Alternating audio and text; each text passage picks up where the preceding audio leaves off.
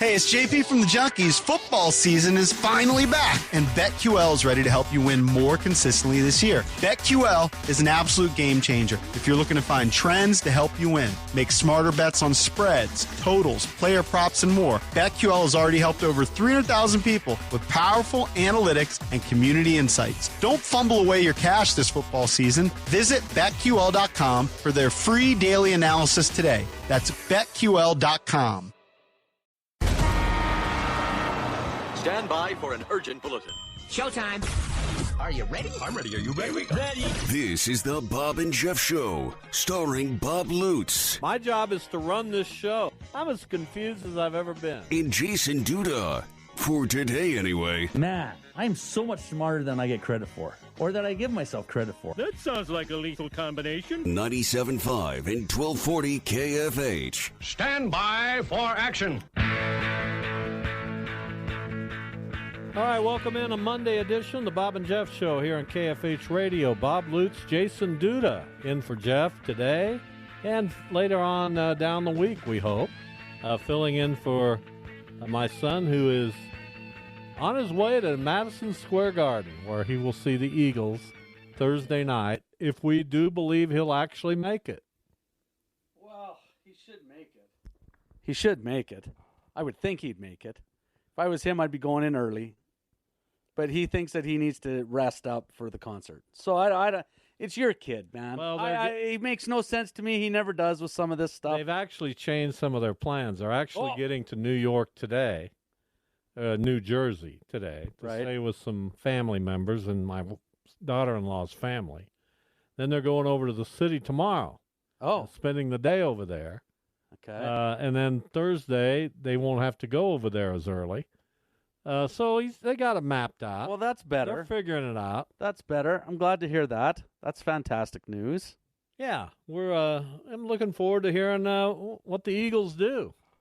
I made a prediction. You know, it's a tough weekend. We lost some very notable musicians.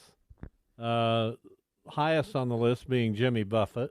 Yes. And I made a prediction that the Eagles will pay tribute to Jimmy Buffett with the performance of Come Monday, sung by Vince Gill. That's a prediction based on knowing how this band operates and how close they were to Jimmy Buffett. Right. I predict that will happen. So we'll see.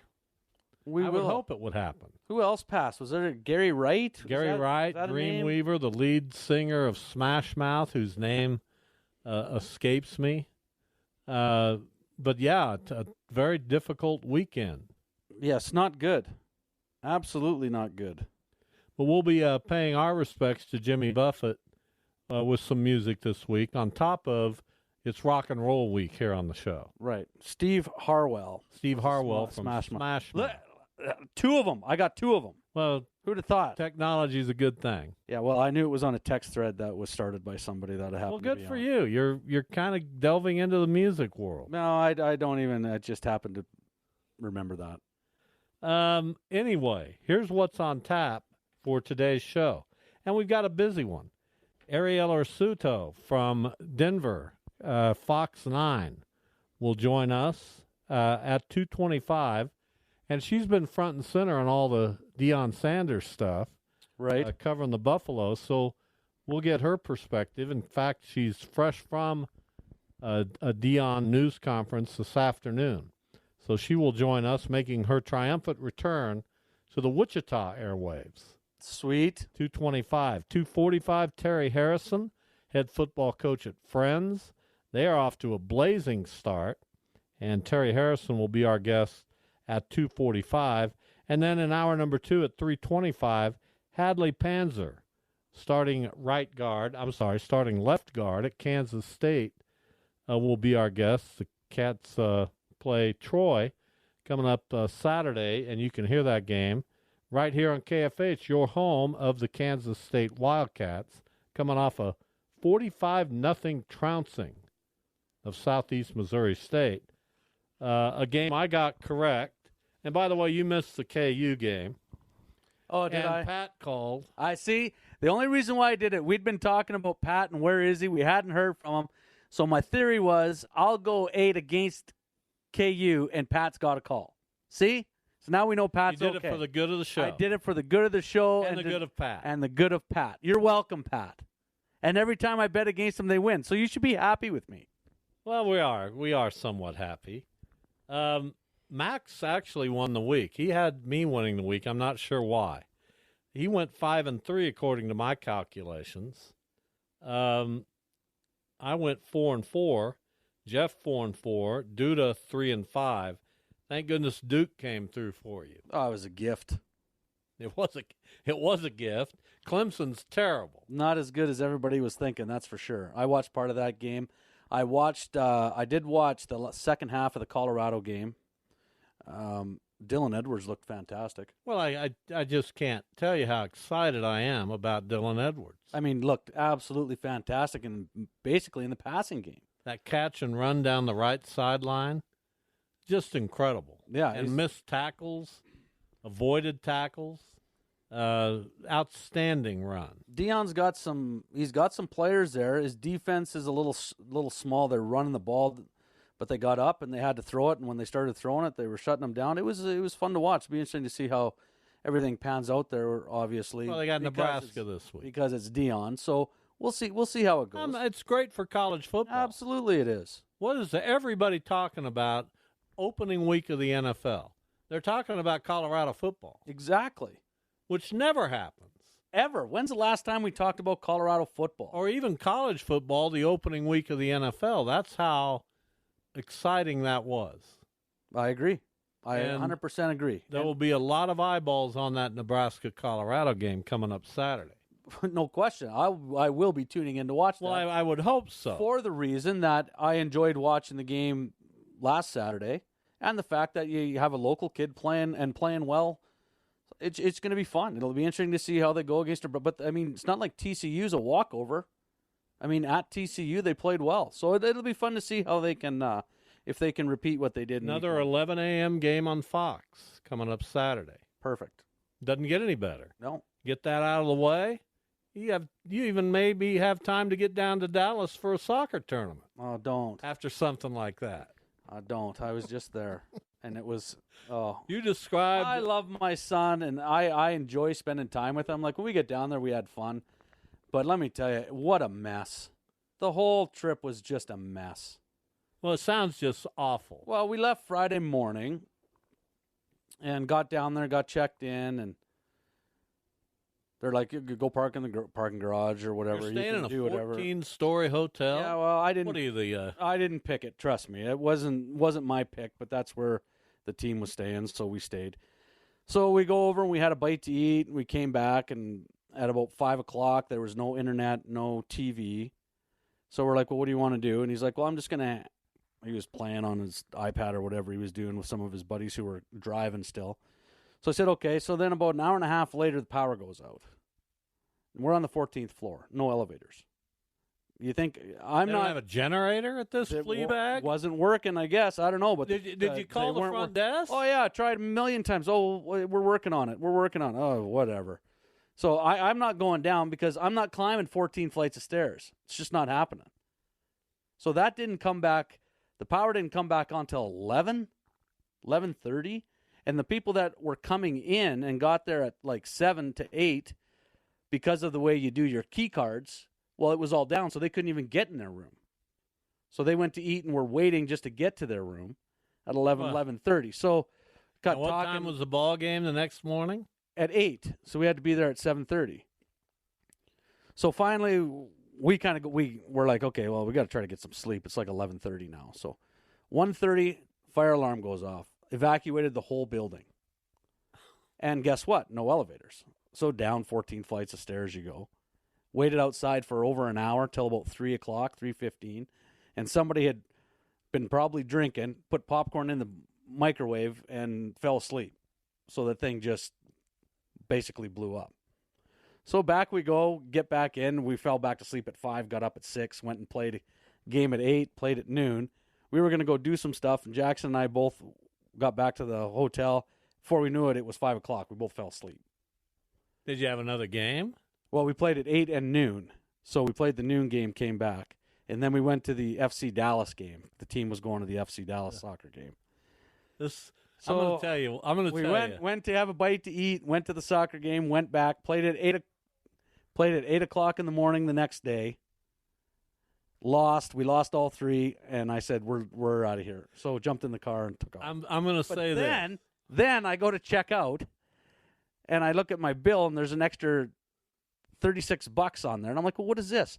Well, we charge you $18 just to park on property. I said, so it doesn't matter where you park? He goes, no, that's just the way it works. So here's my card, get me out of here, and I will never, ever go back to that tournament. That's twice now. I will not go to another tournament down in Texas. Well, it's not the tournament's fault. It's just that place. I'm not going. You think it's jinxed? It's jinxed for sure. What's the name of the hotel, if you don't mind me asking? Why do you care? Embassy Suites. Well, it's just awful. And France, you were no help at the front desk, by the way. France, no help. I will never stay at an Embassy Suites again. What was his attitude? Ever again. Oh, it was awful. Awful. It was nothing we can do for you. It wasn't our fault. I said, what? You can't even just take care of my park? No, here's your bill. Wow. It was awful. Sounds like the worst weekend. It was terrible. Imaginable. It was great hanging out with Jackson, but it was awful. It was. I'll say this. Awful. Of everything you described, yeah, going to that FC Dallas game might have been the worst. I'm sorry. It was actually a good game. It was 2-2. Yeah, I'm sure. There were some goals scored. There you go. Let's get to somebody who's waiting. At 869-1240, the IHOP hotline. We're on a roll talking about the misery of your weekend. But here's Jeff. I think Pat's on the line, isn't he? Pat? Yeah. Well, Jeff. of course it's Pat. Who do you think's going to call when I come in after the weekend? I misunderstood. I'm just happy to hear from the guy. Duda, I'm going to be very kind to you. I actually believe you know quite a bit about football. I really do. I listen to you. You just have one blind spot that you just must get over. This is not the KU of 2 or 3 years ago. And I'm not saying take KU every week for 8 but do the games individually. Don't just blindly, no matter who KU is playing, no matter what the spread is, stop betting against KU. This is why you're near the bottom all the time. That's all I ask.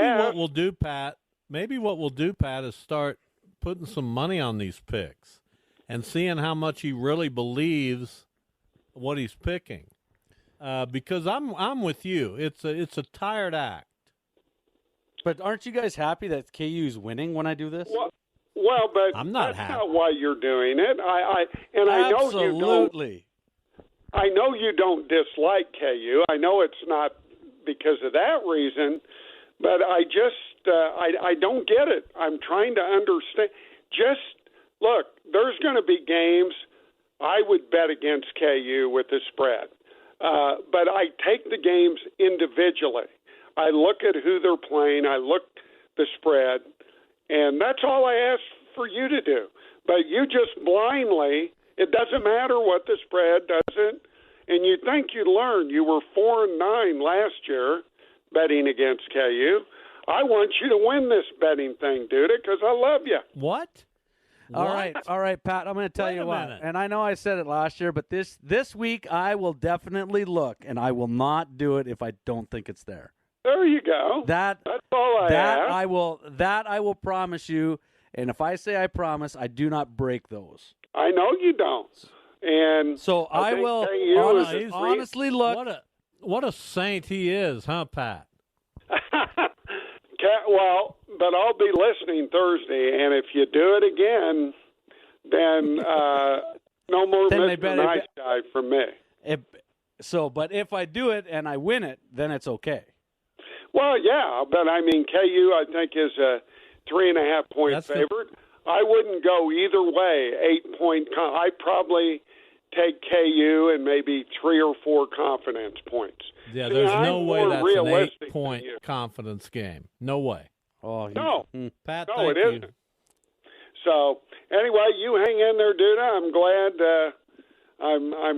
You're a very good sport.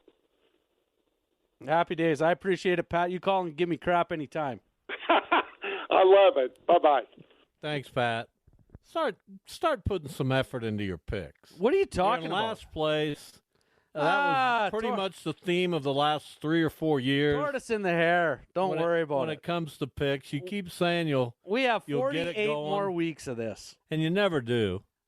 You never do really get it going. But whatever. Because if I did, I would just destroy you guys. Well, and then you'd be like, oh, we don't want to do it anymore. Because it would get old, because you'd never win.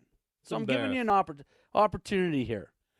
It's embarrassing. Before we take a break, I do want to mention that our best goes out to a very good friend of mine by the name of Linda Gregory, her husband Mel. They've been our photographers for League 42 for all 10 years that we've been in existence. Pretty much every photograph of kids that goes up on the League 42 Facebook page is one that they've taken. Linda suffered an injury during a football game yesterday out at Northwest High School, and she is in the hospital, and she is she's fighting, and we're sending out our best and our best vibes and our prayers to Mel, her husband, and of course to Linda, who have done so much to make League 42 the success that I believe it is because of their unwavering support. I can't tell you that how valuable it is to have them out there almost every night taking pictures. They're not there the whole time, but they're there for an hour and a half, or whatever it is, and then they go home and they post all the pictures on League 42's Facebook page. They're as dedicated to the Wichita Northwest football program as they are to League 42. They care deeply about kids and the community, and our hearts go out to them as they face some difficult times. So if you have a moment, give it some thought. Send out your best to Linda Gregory, her husband Mel, and we hope that there's a miracle. All right, we will take a break. We'll come back momentarily and talk to Ariello Orsuto from Denver Television Fox 9. And she's been front and center on all the Deion Sanders stuff. We'll talk about Deion next, some Jimmy Buffett as we go to break. I got my hush puppies on. I guess I never was meant for glitter rock and roll. And honey, I didn't know that I'd be missing you so. Come Monday, it'll be alright. Come Monday, I'll be holding you tight. I spent 4 lonely days in brown LA.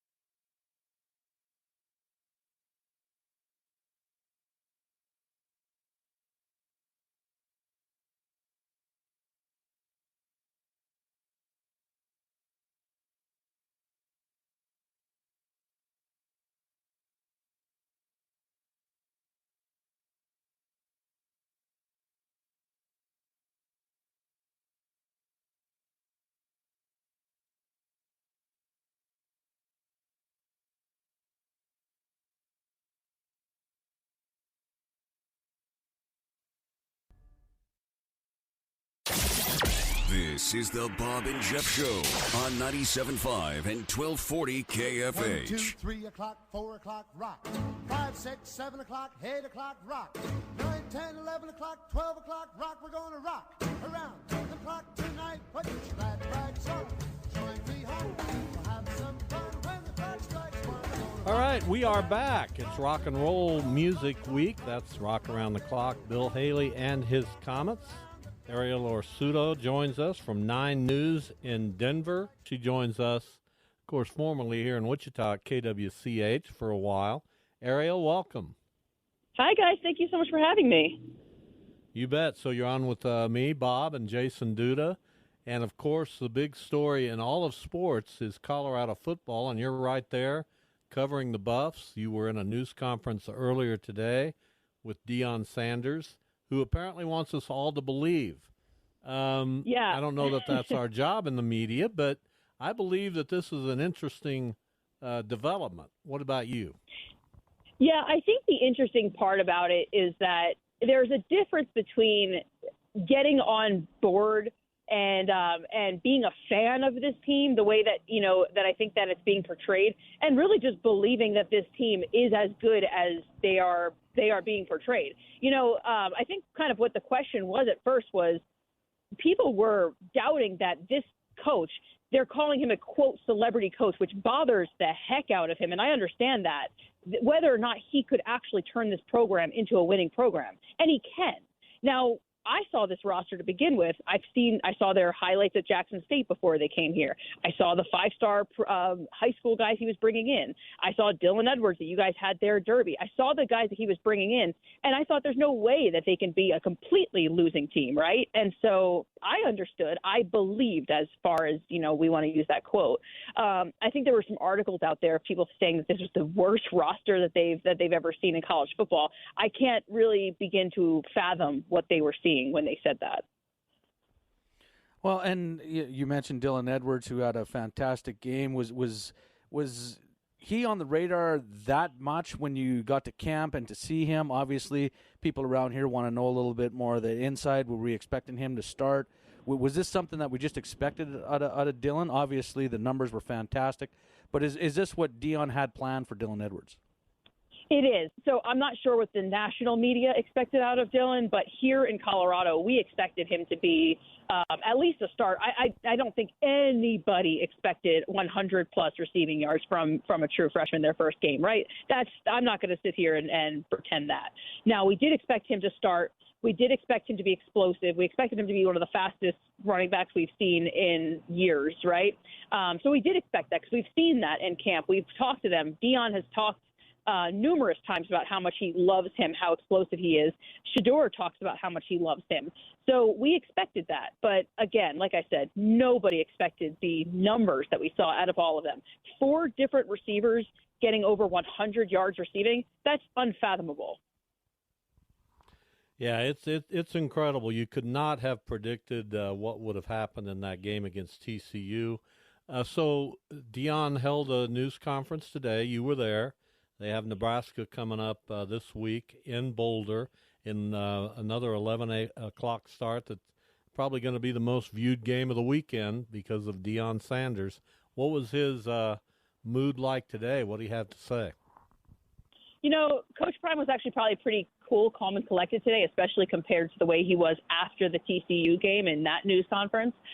So today, really, the message was just, moving on to the next game. And the next game is the biggest rivalry game for Colorado. The rivalry between Colorado and Nebraska is really deep. They were talking about no red being worn around the facilities, no red at all on the campus. So they're being taught the rivalry. They're understanding what it means to be a Colorado Buffalo, even though pretty much the entire roster is all new. So they're starting to really understand what this history is. So they're understanding what this game really means to the people around here. And then for the game itself, they just think that they're going to go out there and win. They really do believe. Ariello Orsuto from News 9 in Denver, our guest. Jason?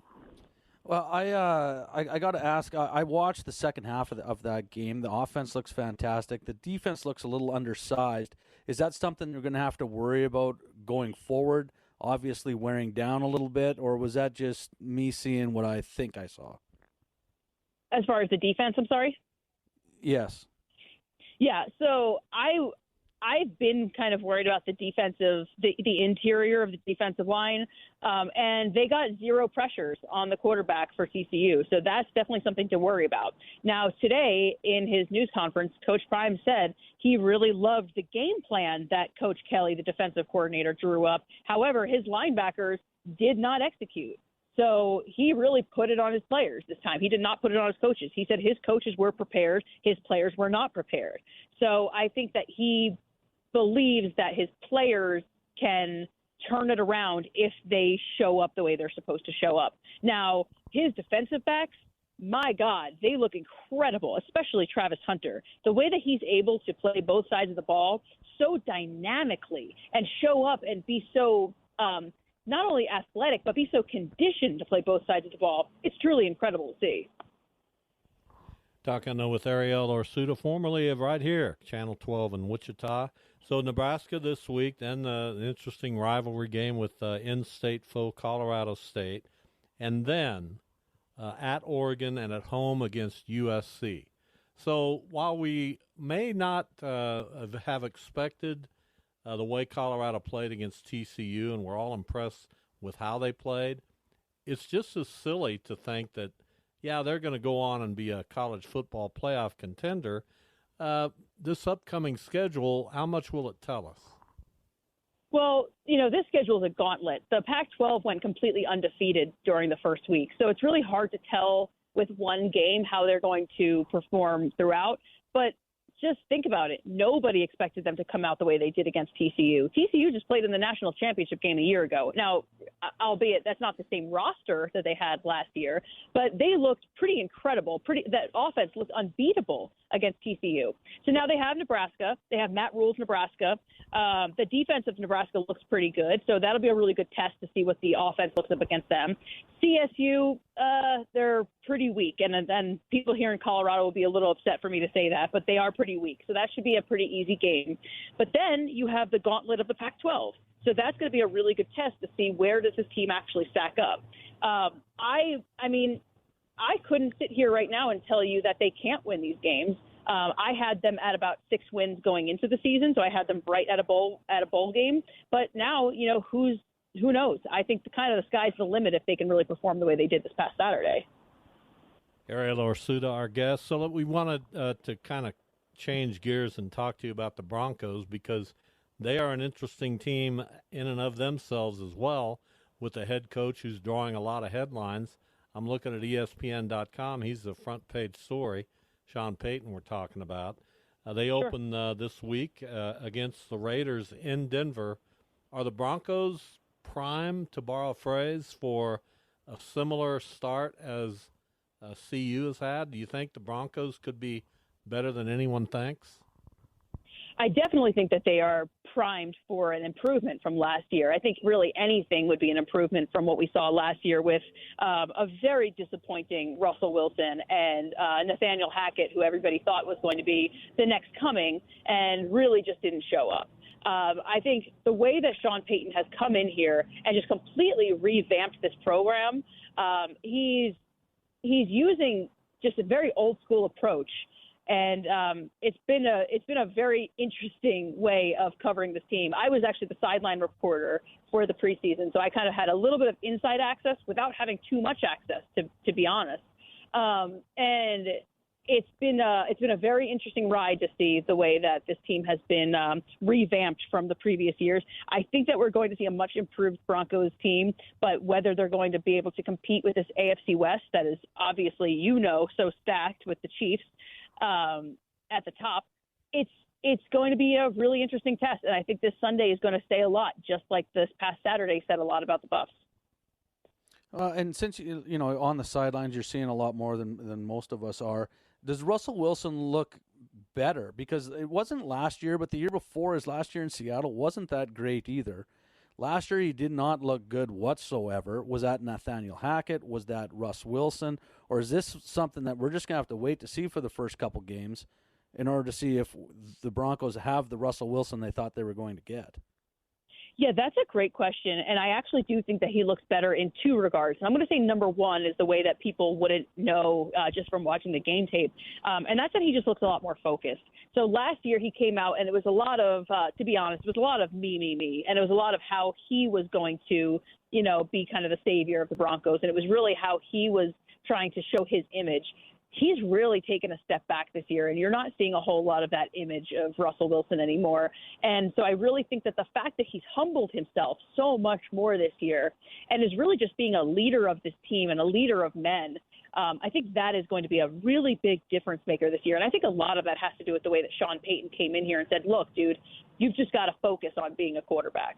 But then also on the field, you're seeing him really come back to the way that the OG Russell Wilson was running his offense. He's using his feet so much more confidently now and thoughtfully. He's running when he should be running, not just to, escape pressure, but actually to move the play forward. And it's been a really refreshing thing to see. And then I'd like to ask you about their backfield too. Obviously, Javonte Williams, who last year everyone was expecting a lot of, looked good. He was splitting time, then he was getting more. Unfortunately, blew out his knee, but looked good in the one preseason game that he got into. Where is he at, and what is going on with that backfield? So he's actually looking pretty good. He got into his preseason. He got the snaps that they wanted to see him get to make sure that he would be game ready, and he was. He got the impacts that they wanted to see, so he's going to be okay.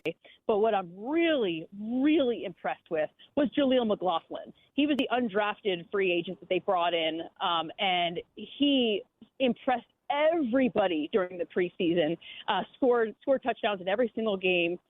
He was the lead. He is the leading rusher in all of NCAA from D2 and D3 schools, and D2 and FCS schools. Excuse me.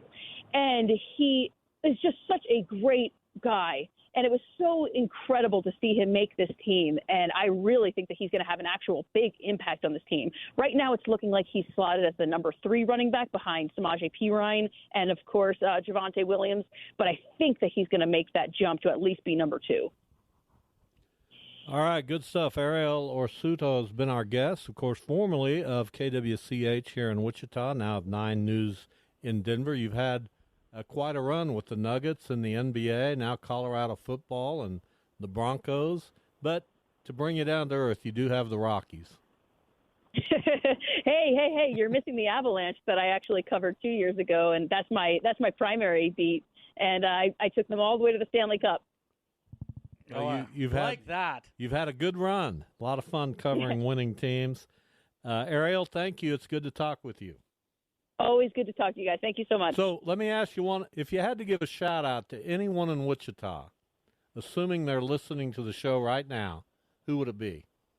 That's an easy one. That's Jacob Albrock, who has always been in my corner, has been such a supporter of me, and is continuing to do such great work there in Wichita. And he's just such an amazing person. So that's a really easy one for me. There you go. Thank you. Always a pleasure. And Jeffrey Parson. Sorry. There you go. And Jeffrey Parson, my co-anchor on Sports Sunday. So I hope he's listening too. He's an incredible supporter of me as well. Love him. Thank you, Ariel. We appreciate your time. Thank you, guys. All right. There you go. Ariel Orsuto from News 9 in Denver. Getting caught up on the big stories going on in that area. Terry Harrison joins us, head football coach at Friends University. The Falcons off to a quick start, 2-0. They play Avila at home coming up Saturday. Coach Harrison, welcome. Hey, thanks for having me on. I appreciate it.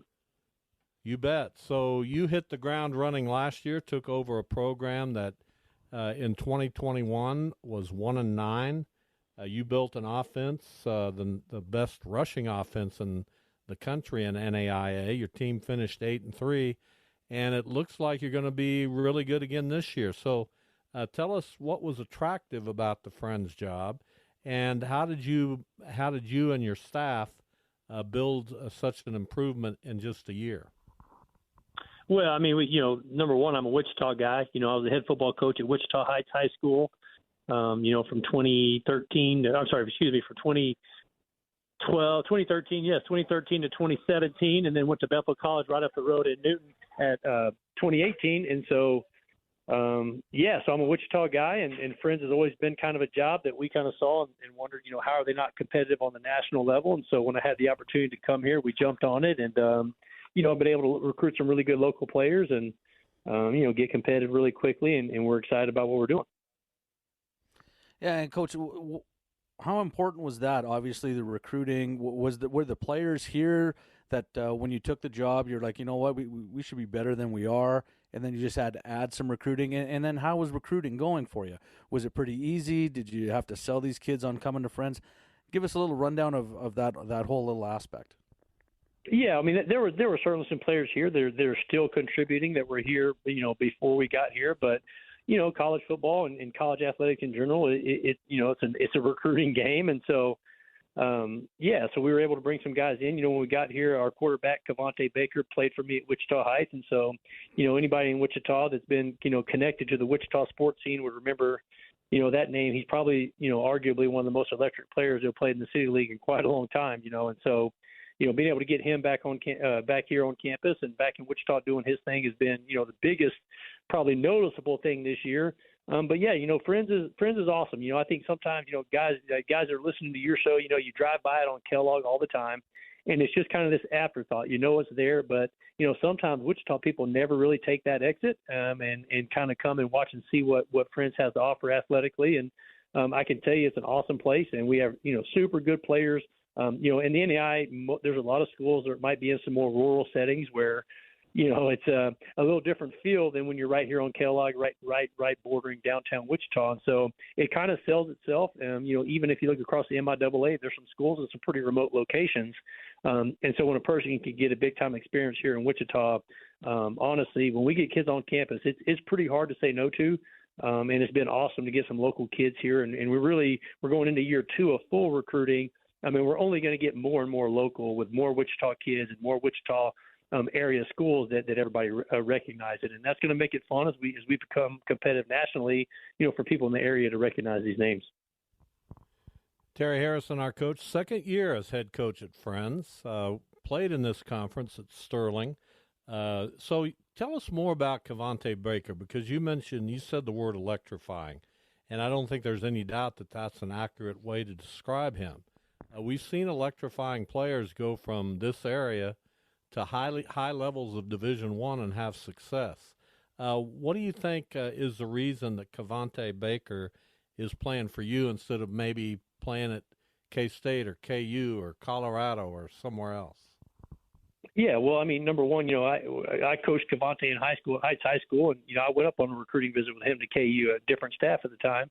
But life has a way of, things work out differently for other people. He ended up going the JUCO route up to Ellsworth and didn't love that experience.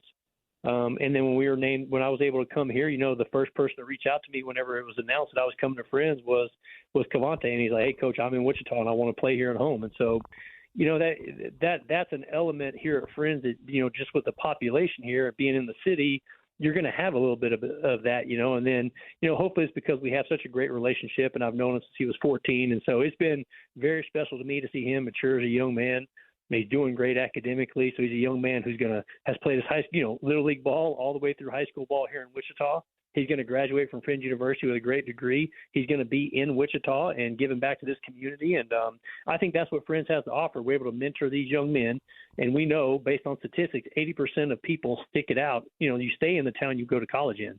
So 80% of these guys that are playing here in Wichita, they're going to stay in Friends. Play at Friends are going to stay in Wichita. And so hopefully we're creating some great leaders. And kids like KWCH, not only are they going to be great players that everybody's fun to watch, I mean, if you haven't watched KWCH Baker, you're missing out because seriously, he played during the time of Brees Hall back at Northwest, and obviously Brees is a phenomenal player playing in the NFL now. But man, during their time, KWCH was the most dynamic player in the City League by far, and so to watch him play now live again is super cool. And we've got other players. We have a kid named Kel Stroud from Chapman, who was at the University of South Dakota for 3 years, and now he's playing for us here at Friends.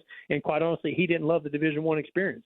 And so sometimes people can equate D1 to, being the perfect situation, but also sometimes it's a little more of a transactional experience in Division I. So it's all about what can you do for me, and if you can't do right for me, I'm going to treat you like garbage.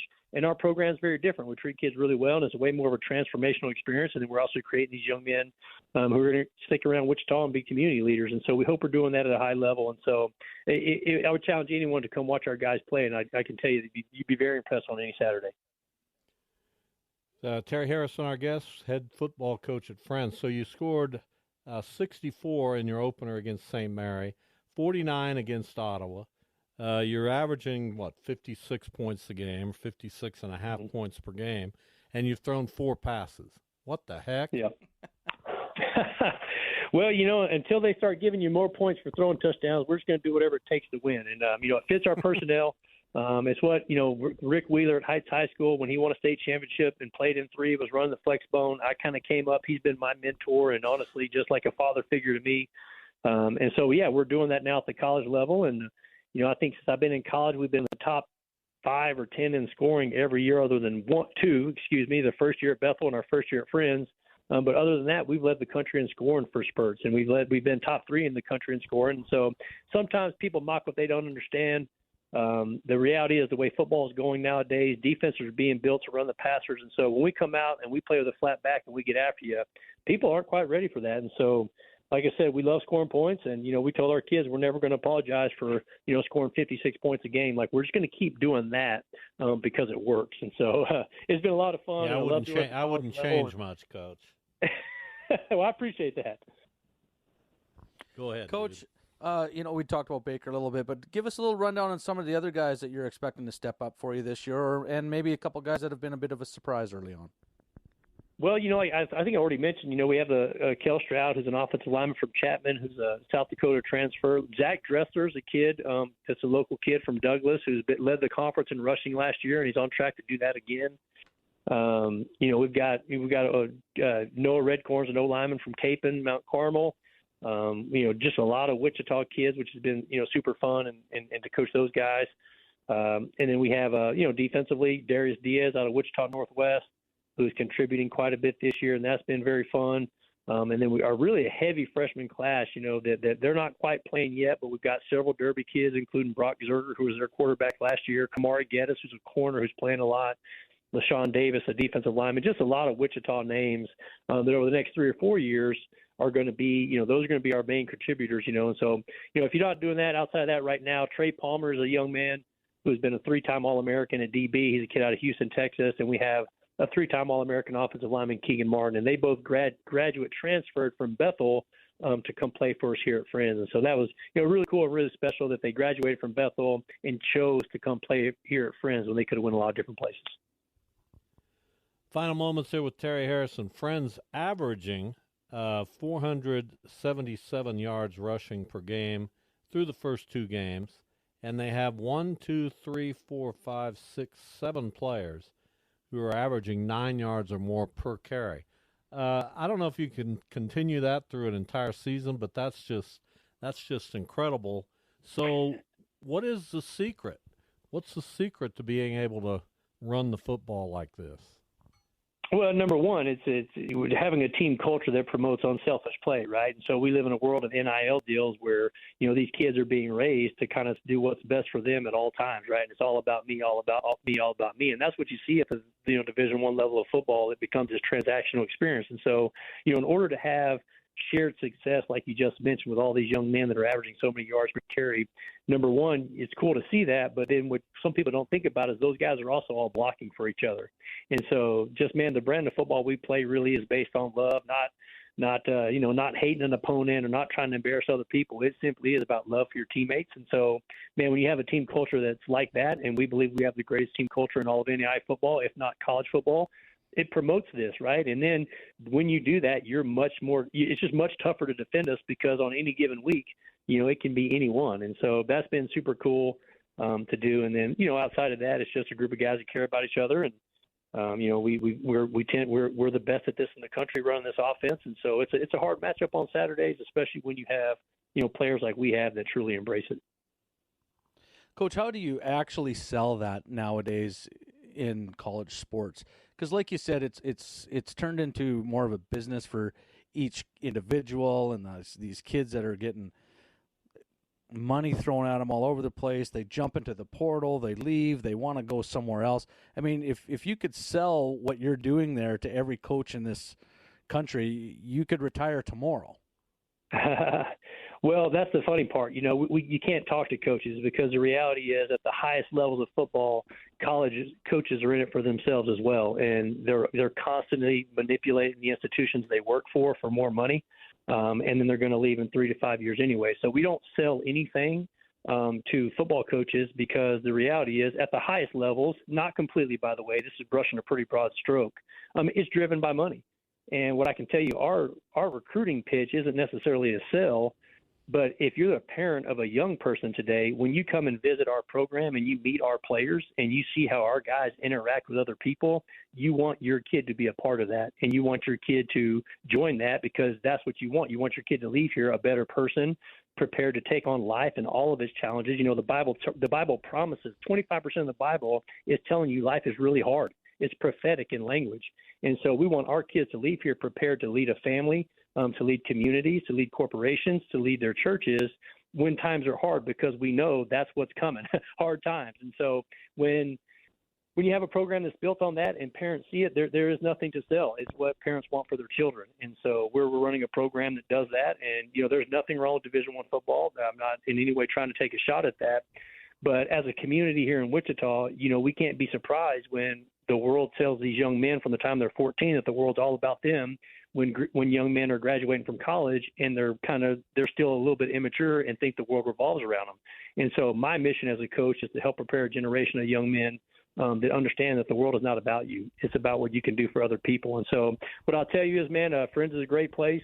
And if we can, you know, get some supporters away from KU or K-State and understand that's what young men are doing to leave here, man, they'd be crazy not to jump on board and, support these local kids who are doing such great things here at Friends University. Terry, really appreciate your time. Again, the Falcons at home this Saturday, a 6 o'clock kickoff against Avila. Friends 2-0 so far with wins over St. Mary and Ottawa. We appreciate your time, Terry. All right, thank you, guys. Appreciate you, man. Have a good time. Bye. All right, Terry Harrison from Friends University. We'll be back. We got another hour to go. Coming up in hour number 2, we will talk with Hadley Panzer from Kansas State University, one of their offensive linemen. Here's a little Gary Wright as we go to break. He passed away over the weekend at the age of 80. Dreamweaver, back in a minute. Climbed aboard the Dreamweaver train.